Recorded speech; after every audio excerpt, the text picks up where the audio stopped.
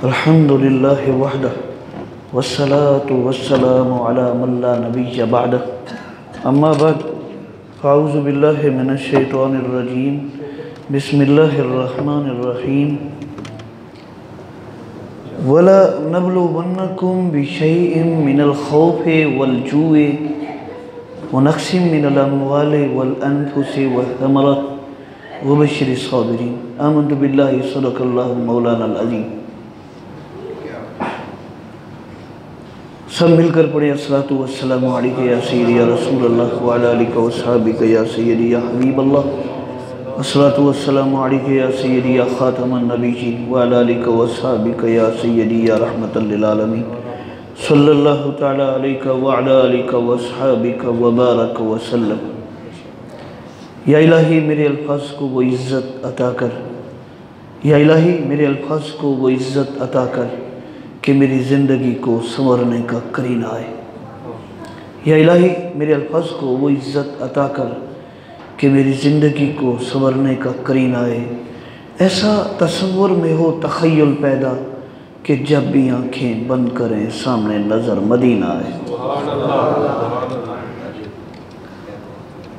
हम्दो सना के बाद मोहतरम मुअज़्ज़म सामीन व नाज़रीन,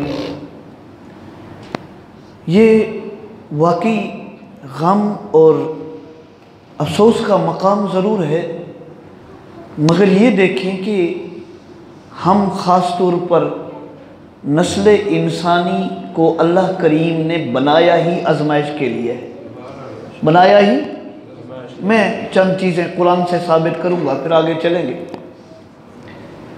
जब बच्चा पैदा हुआ तो कुरान ने इरशाद फरमाया हल अता अलल इंसान हीनुम मिनद दहरे लम यकुन शयअम मज़कूरा। ए इंसान, वो वक्त याद कर जब तू पैदा नहीं हुआ था, तेरा दुनिया में तज़किरा ही नहीं था, तेरा दुनिया में जिक्र नहीं था, कोई याद करने वाला ही नहीं था। और जब बच्चा पैदा ना हो तो उसको कोई याद करने वाला, भाई कुआरे बच्चे के बारे में कौन कहता है, कोई नौजवान के बारे में किसकी औलाद होगी, ये कबल अज़ वक्त होता है। तो आने वाले बच्चे के बारे में कोई नहीं जानता। जब जानता ही कोई नहीं है तो उसका किसी जगह जिक्र भी नहीं है। अच्छा, आगे कुरान अगला जुमला बोलता है, बड़ा हैरान कौन सा। कुरान कहता है हल अता अलल इंसान हीनुम मिनद दहरे लम यकुन शयअम मज़कूरा इन्ना खलकनल इंसाना अमशाजिन नबतलीह। हमने इंसान को जो पैदा किया वो एक पानी के चंद कतरू से पैदा किया, मगर उसको आजमाइश के लिए पैदा किया। किसके लिए? आजमाइश के लिए। ये बच्चे की पैदाइश का वक्त है और पैदाइश भी आजमाइश है। आगे चले, दरमियाना वक्त आता है। कुरान कहता है वाला नब्लुवन्नकुम बिशैइन मिनल खौफि वल जू। सूरत बकरा है, दूसरा सिपारा है। अल्लाह करीम इरशाद फरमाता है लोगों वाला नब्लुवन्नकुम बिशैइन मिनल खौफि वल जू। इस आयत का तर्जमा सुनने से पहले इतना पहले ज़हन में रख लें कि अल्लाह देता पहले है, आजमाइश बाद में करता है। अता पहले करता है, आजमाइश बाद में करता है। कोई भी बच्चा हो, जब तक उसको पढ़ाया ना जाए उसका इम्तिहान लिया नहीं जा सकता। वो उसमें पढ़ाई कुछ नहीं है तो इम्तिहान कहाँ का। इसका मतलब है अल्लाह पहले देगा, अता करेगा, फिर आजमाइश में भी उसको इख्तियार है, जैसे चाहे, जब चाहे, जहां से चाहे आजमा ले। वलनब्लुवन्नकुम बिशैइन मिनल खौफ। ए लोगों, हम तुम्हें अनकरीब आजमाइश में डालेंगे। पहले, सबसे पहले किस चीज के बारे में? खौफ से। तुम्हें डरा देंगे कि तुमने जो कोई तुम्हारे पास है वो जा सकता है। इस चीज का हम तुम्हें क्या करेंगे? खौफ दिलाएंगे, आजमाइश देंगे, आजमाइश में डालेंगे। मिनल खौफ है वल जुए। अब जो चीज मौजूद है उसके बारे में इंसान को खौफ भी है, कहीं ऐसा ना हो जाए, कहीं वैसा ना हो जाए। खौफ है ना भाई, हमें भी है। हम तो खैर बहुत कम लोग हैं। वक्त के हुक्मरानों को देखे, उनको तो रातों को नींद नहीं आती कि जो कुछ है हमारे पास यहाँ ना चला जाए, वहां ना चला जाए। नरम बिस्तर, एसी की ठंडी हवाएं, चारों तरफ सिक्योरिटी गार्ड, उसके बावजूद भी लोगों को नींद, खौफ है। ये अल्लाह करीम फरमाते हैं आजमाऊंगा।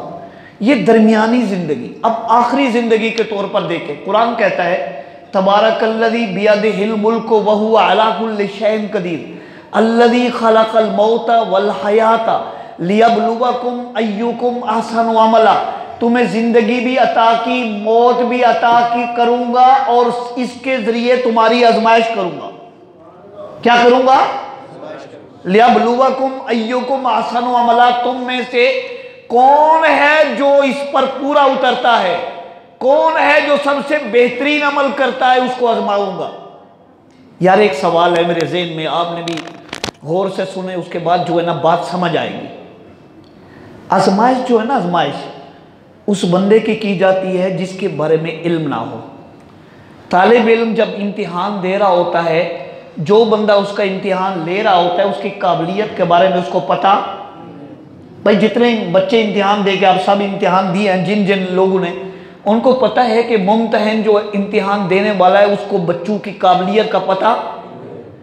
इसका मतलब है जिसकी काबिलियत का पता ना हो इम्तिहान उसी से लिया जाता है। जिसकी काबिलियत का पता ना हो इम्तिहान उसी से लिया जाता है, और जिसकी काबिलियत का पता हो उससे इम्तिहान। ये बताएं, अल्लाह ने हमारी आजमाइश की बच्चा पहले पैदा करके, फिर नौजवानी, दरमियानी उम्र में, बुढ़ापे तक, फिर मौत के वक्त आजमाइश की ना। ये कुरान की आयतें मैंने पेश की हैं। अल्लाह को आजमाइश करने की जरूरत क्या है? क्या अल्लाह हमारे बारे में नहीं जानता? अल्लाह करीम हमारे बारे में नहीं जानता? जानता है ना। फिर आजमाइश का कहा, या अल्लाह तू तो हर चीज जानता है, जमीन का पत्ता बाढ़ में हिलता है तुझे पहले पता होता है। हमारे सीनों का हाल, हमारे दिलों का हाल अल्लाह बेहतर जानता है। अरे अल्लाह फिर तूने आजमाइश क्यों की? क्या वजह है? क्या इंसान को पैदा भी आजमाइश के लिए, अमल भी आजमाइश के लिए, जिंदगी और मौत भी आजमाइश के लिए? मेरे मौला बता तो दे कि जब तू ही पैदा करने वाला, हमारा रिज्क लिखने वाला तू, हमारे अव्वल लिखने वाला तू, हमारा किस्मत बनाने वाला तू, हमारी जिंदगी के अव्वल से आखिर तू गवाह है, तू खालिक है, फिर तूने हमें आजमाइश में क्यों डाला? वजह क्या है? वजह यह है कि जरा दोनों। अच्छा एक बात और, वो ये है कि अगर आजमाइश गुनहगार की होती तो हम मान लेते कि हम गुनहगार लोग हैं, इसलिए जब हमारे अमल जो है वो हद से बढ़ जाते हैं अल्लाह आजमाइश कर लेता। लेकिन ये बताएं, आजमाइश अंबिया से नहीं हुई? क्या ख्याल है आपका? भाई आदम अलैहिस्सलाम की आजमाइश हुई कि नहीं? 300 साल मुसलसल रोते रहे, ये आजमाइश नहीं तो और क्या था? हजरत नूह अलैहिस्सलाम की 6 महीने कश्ती पानी में रही, उनका सक्का बेटा वहां से उतर गया, ये आजमाइश नहीं तो और क्या थी? हजरत इब्राहीम अलैहिस्सलाम पर तो बड़े बड़े इम्तिहान आए, वहां पर उनका जो है अपने बेटे को अपने हाथों से ज़िबा करने का हुक्म मिला। अपने हाथों से अपने बेटे को ज़िबा कर दो, कुर्बान कर दो। आजमाइश नहीं तो और क्या है? हजरत याकूब अलैहिस्सलाम को यूसुफ अलैहिस्सलाम से जुदा हुए 40 साल मुसलसल टाइम गुजारना पड़ा रो रो कर। यह आजमाइश नहीं तो और क्या था? हजरत सैयदना यूनुस अलैहिस्सलाम को 40 दिन मछली के पेट में रहना पड़ा, यह आजमाइश नहीं तो और क्या है? हजरत अय्यूब अलैहिस्सलाम को 40 साल मुसलसल बीमारी में गुजारना पड़ा, घर बार हर चीज चले गए, रिश्तेदार अजीज व अकारिब चले गए, तमाम मालो दौलत चला गया, 40 साल मुसलसल। और ये सिर्फ यही कहते रहे, ऐ अल्लाह तू इस पर राजी है तो मैं भी इसी पर राजी हूं। रहमतुल लिल आलमीन सल्लल्लाहु अलैहि वसल्लम को 3 साल के लिए एक पहाड़ी इलाके में गुजारना पड़ा, खाना पीना हर कुछ खत्म, हत्ता के शहर वालों ने एक आपस में मुआहदा कर लिया कि इनको अपनी दुकानों से कोई चीज भी नहीं देंगे, और बरादरी वालों ने फैसला कर लिया था कि आइंदा हम इनसे सलाम दुआ भी नहीं करेंगे, आइंदा इनको मिलेंगे भी नहीं, ना इनको आने देंगे, ना इनके पास जाएंगे। कितने साल? 3 साल। एक वक्त ऐसा आया जब घर वालों ने दरख्तों के पत्ते पका पका के खाए, लेकिन मेरे प्यारे नबी की जुबान से एक जुमला निकलता रहा, ए अल्लाह जिस पर तू राजी है तेरा प्यारा हबीब भी उसी तरह राजी है। हजरत सैयदना इमाम हुसैन रज़ी अल्लाह ताला अन्हु करबला के मैदान में हैं। हज़रत इमाम ज़ैनुल आबिदीन कहते हैं, इनका असल नाम है अली बिन हुसैन। ज़ैनुल आबिदीन बाद में लक़ब मिला, पहला इनका नाम था अली बिन हुसैन, असल नाम है इनका अली बिन हुसैन। हज़रत इमाम हुसैन रज़ी अल्लाह तआला के बड़े साहबजादे हैं ये। और जब करबला के मैदान में इनकी उम्र 23 साल थी, शादीशुदा भी थे, इनका एक बच्चा भी था जिसका नाम इमाम बाकिर है। उस वक्त करबला के मैदान में इनकी उम्र सिर्फ 3 साल थी। हज़रत इमाम बाकिर की उम्र सिर्फ 3 साल थी। इमाम ज़ैनुल आबिदीन रज़ी अल्लाह तआला की उम्र मुबारक 23 साल थी। और वो वहाँ पर हैं, चारों तरफ 22,000 फौज का घेरा है और दरमियान में है। कहते हैं मैं उठ के गया अपने अब्बू के पास, अब्बू आप दुआ करें अल्लाह यजीदी फौजों को तबाह कर दे। हज़रत इमाम हुसैन फरमाने लगे बेटा चुप चुप चुप खामोश रहो, मैं तो अल्लाह का शुक्रगुजार हूँ जिसने आजमाइश के लिए मेरे घर को चुन लिया है। इम्तिहान के लिए मेरे अल्लाह ने मेरे घर को चुना है, मैं इस पर शुक्रगुजार हूँ। तो ये इम्तिहान नहीं तो और क्या है। लिहाजा एक बात याद रखें कि कुरान करीम में हुक्म हुआ कि या अय्युहल्लज़ीना आमनू इस्तईनू बिस्सब्र वस्सलाह इन्नल्लाहा मस्साबिरीन। ए लोगों, ए ईमान वालों, सब्र से और नमाज से मदद तलब करो। जरूर मदद मांगो, मगर क्या है क्या, यानी नमाज पढ़ के भी अल्लाह से मदद मांगो, सब्र करके भी अल्लाह से, मगर है क्या। अगला जुमला बड़ा हैरान कौन है, वो ये है कि इन्नल्लाहा मस्साबिरीन। अल्लाह फरमाता है मैं सब्र करने वालों के साथ हूं, नमाजियों के साथ नहीं हूं। यार कुरान, पूरा कुरान उठाकर देख लें, कहीं पर भी नमाजियों के साथ होने वाली कोई आयत नहीं है।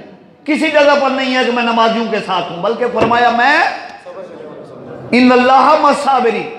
भाई सब्र होता क्या है, सब्र किसको कहते हैं, सब्र किसको कहते हैं, जरा पहले ये देख ले। कुरान कहता है दरबल्लाहु मसलन करियतन कानत आमिनतम मुतमइन्नती यातिया रिज़्कुहा रगदम मिन कुल्li मकान फकफरत बिअनउमिल्लाहि फअज़ाक़हल्लाहु लिबासल जूइ वल खौफ़ बिमा कानू यसनाऊन। एक कौम ऐसी थी जिस पर चारों तरफ रिज़्क आ रहा था, उन्होंने हमारी नाफरमानी की, हमने उन पर भूख और खौफ का खौफ मुसल्लत कर दिया। जब ये आयत अमीरुल मोमिनीन हज़रत अली मुर्तज़ा रज़ी अल्लाह ताला अन्हु के पास आई तो पूछा गया सवाल, आपने फरमाया बात यह है कि अमल नेक हो, रास्ता नेक हो, किरदार नेक हो, काम नेक हो, फिर अगर कोई आजमाइश आ जाए समझ लेना अल्लाह ने सब्र का इम्तिहान ले लिया है। और अगर गुनाहों में आजमाइश आ जाए तो ये गुनाह सब्र नहीं हो सकता, ये तो अजाब है। लिहाजा नेक अमल में जो आए वो आजमाइश है, और आजमाइश अल्लाह को पसंद है। एक और चीज़ मैं किबला कारी साहब के हुजूर एक और अर्ज करूंगा, एक दो बातें जरा आपकी मौजूदगी में। हजरत मौलाना रूम रहमतुल्लाह ताला अलैह ने किताब लिखी है जिसका नाम है मसनवी शरीफ, बड़ी मशहूर किताब है। इसमें एक वाक़या नकल किया जाता है कि मौलाना रूम रहमतुल्लाह ताला अलैह लिखते हैं कि एक हमारे इलाके के बहुत बड़े आलिम थे जो हर वक्त जो है जो बात करते थे वो आजमाइश पर करते थे, हर बात आजमाइश पर कि ये अल्लाह की आजमाइश है, ये अल्लाह की आजमाइश है, अल्लाह की आजमाइश। एक वक्त आया कि उनका नौजवान बेटा 20 साल का उम्र थी उस बच्चे की, उसको जो है वो किसी बुखार ने ऐसा बीमार हुए उनका इंतकाल हो गया। जब उनका इंतकाल हुआ और वो हालत ये थी कि उस वक्त उनका एक ही बेटा था, ना कोई उसके अलावा बेटी थी, ना कोई, अकेला बेटा, उनका इंतकाल हो गया। अब कारी साहब जो मौलाना वहाँ के बहुत बड़े आलिम साहब थे, अलामा साहब, घर बैठ गए और जब भी अपने साहबजादे की याद आती तो वो रो पड़ते और खाना जो है वो ख़त्म हो जाता, खाना छोड़ देते, पानी छोड़ देते और वहाँ बैठे रहते। आप अंदाज़ा करें कि ये अलामा साहब पूरा 1 महीना घर से नहीं निकले, घर से नहीं निकले कि बाहर जाऊँगा फिर बेटा याद आएगा, और वो बर्दाश्त नहीं कर सकते थे इतनी, फिर वापस घर आते फिर रोते। 1 महीने के बाद एक खातून थी उनके मोहल्ले की, वो आई, आकर पूछा कि अलामा साहब मैं एक मसला पूछना चाहती हूँ, छोटा सा मसला बता दें। कहा पूछा क्या? कहा मसला ये है कि एक बंदे ने मुझे अमानत दी थी, वो अमानत मुझे देकर मेरे सुपुर्द करके ना वो चला गया। अब वो अमानत है मेरे पास, पहले 6 माह इंतजार किया, 1 साल, 2 साल, 5 साल, 10 साल, हत्ता के 20 साल गुजर गए, अमानत मेरे पास पड़ी रही। और 20 साल के बाद, 20 साल के अंदर मुझे उस अमानत से इतना प्यार हुआ कि मैं उसको अपने से जुदा करने में बर्दाश्त नहीं करती थी। तो मैं क्या करूं? अब वो अमानत वाला अपनी अमानत वापस लेने आ गया, क्या करूं मैं? अल्लामा साहब बड़े गुस्से में होकर कहा कि अल्लाह की बंदी, तू अमानत वापस करने में झिझला रही है, झिझक महसूस हो रही है? जब उसने तुझे अमानत दी थी उस वक्त लेने में झिझक महसूस नहीं हुई? दूसरी बात यह है कि तू कहती है कि मुझे अमानत से प्यार हो गया है। मुझे ये बता कि तुझे उससे प्यार हो गया हालांकि वो चीज तेरी, भाई अमानत से प्यार करते हो, क्या पता नहीं आपको कि जो अमानत वाला है वो जब चाहे अमानत वापस, फिर भी तुम इससे उतना और कह रही हो कि मुझे प्यार हो गया। अजीब सूरत हाल है। जाओ जाके मालिक को अमानत वापस कर दो, क्योंकि तुम्हारा उस पर हक नहीं है। असल हक किसका है? मालिक का है, वापस कर दो। वो खातून रो पड़ी और कहने लगी, अल्लामा साहब आपका जो बेटा था वो भी अल्लाह की अमानत था, वो भी अल्लाह की, वो अल्लाह करीम ने 20 साल आपके पास रखा, तो अल्लाह की अमानत समझकर अल्लाह का शुक्र अदा करे। अब अल्लाह करीम वापस अमानत मांग रहा है, मांगी है, ले गया है, तो अब आप इतना रो रहे हैं। मुझे बताएं कि जिस खुदा ने पहले औलाद दी थी, क्या वो बाद में नहीं दे सकता? हज़रत अली रदी अल्लाह ताला अन्हु से किसी ने पूछा था कि मुझे ये बताएं कोई ऐसा जुमला जो ज़िंदगी में मेरे काम आए, मैं अगर गमगीन हूँ तो मैं खुश हो जाऊँ, अगर खुश हूँ तो गमगीन हो जाऊँ। कोई ऐसा जुमला कि जो खुशी के वक्त मुझे ज़्यादा खुश ना होने दे, जो गमी के वक्त मुझे ज़्यादा गमगीन ना होने दे, ऐसा जुमला जो खुशी में मुझे तकब्बुर ना दे, ऐसा जुमला जो मुझे गम में पागलपन ना कर दे। कोई ऐसा जुमला मुझे बताओ। अमीरुल मोमिनीन हज़रत अली मुर्तज़ा रज़ी अल्लाह ताला अन्हु ने फरमाया, 2 बातें ज़हन में रख लो, तुम्हें किसी जगह पर जो है वो शर्मिंदगी नहीं होगी। पूछा वो क्या? फरमाया पहला ये कि जब किसी चीज़ की कमी हो जाए तो समझ लेना जिस अल्लाह ने पहले दिया था वो चीज़ वो बाद में भी दे सकता है, बाद में भी दे सकता है। दूसरा ये याद रखना कि खुशी का वक्त अगर हमेशा नहीं रहा तो गमी का वक्त भी हमेशा, ये वक्त खुशी का वक्त भी गुजर गया है तो ये गम वाला वक्त भी गुजर जाएगा। हमेशा वो भी नहीं रहा, हमेशा ये भी नहीं रहेगा। अच्छा, हजरत इमाम हसन बसरी कहते हैं, मैं वहां पर खड़ा हुआ तो मुझे अमीरुल मोमिनीन हजरत अली मुर्तज़ा रज़ी अल्लाह को बिठा दिया, फरमाया बैठ जाओ। कहा मैं बैठ गया।